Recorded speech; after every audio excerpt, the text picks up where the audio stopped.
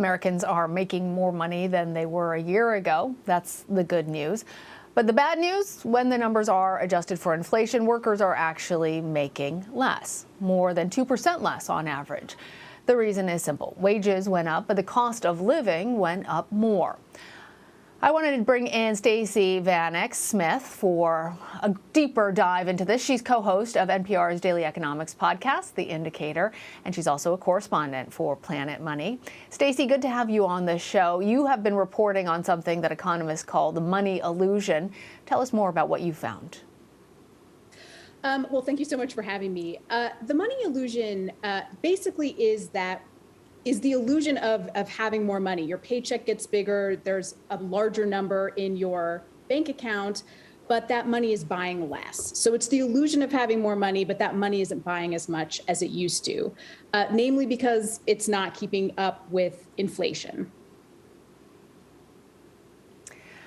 So tell us how that translates to real life finance for people who may be making more money than they were a couple years ago, or for people who really haven't seen a rise in their paychecks.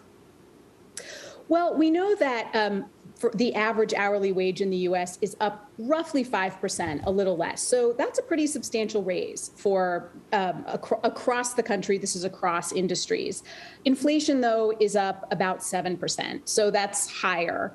And what that means is that although our paychecks are going up on average across the U.S., we're able to buy less with that money. And so it can create kind of an illusion situation because your paycheck looks bigger, but suddenly you're able to buy less.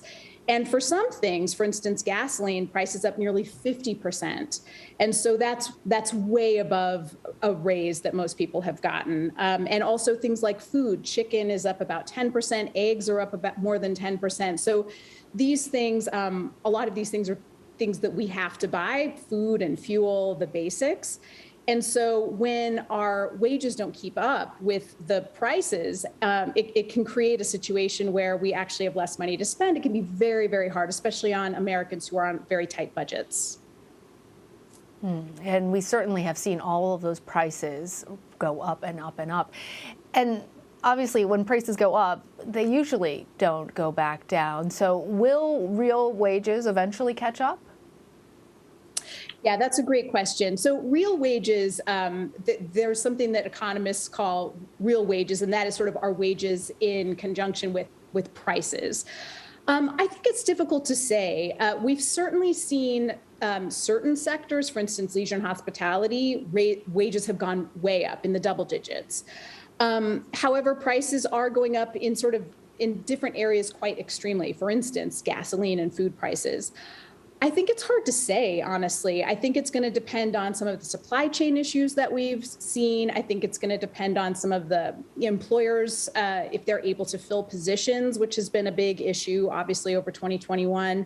I think a lot of different factors are kind of brewing right now, and economists are, we're in a very strange time, honestly. A lot of different things have happened in the economy that some of them seem to kind of contradictory. So I think it's really going to depend. I hope so. I hope real wages keep up with prices, because otherwise that puts a lot of people in a really, really difficult position.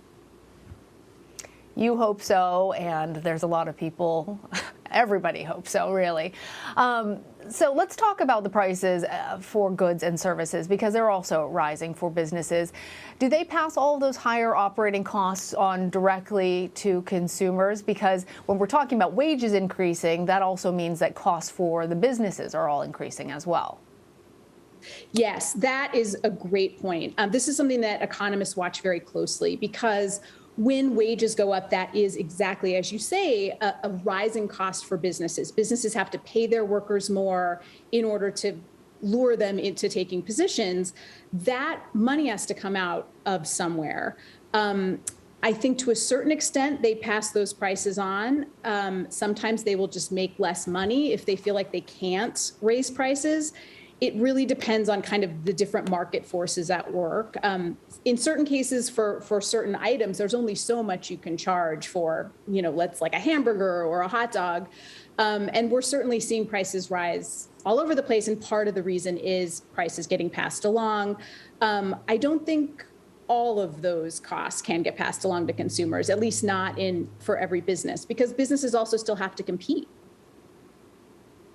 So the Federal Reserve is looking at this problem, and they say that they will likely raise interest rates at least 3 times this year to ease inflation.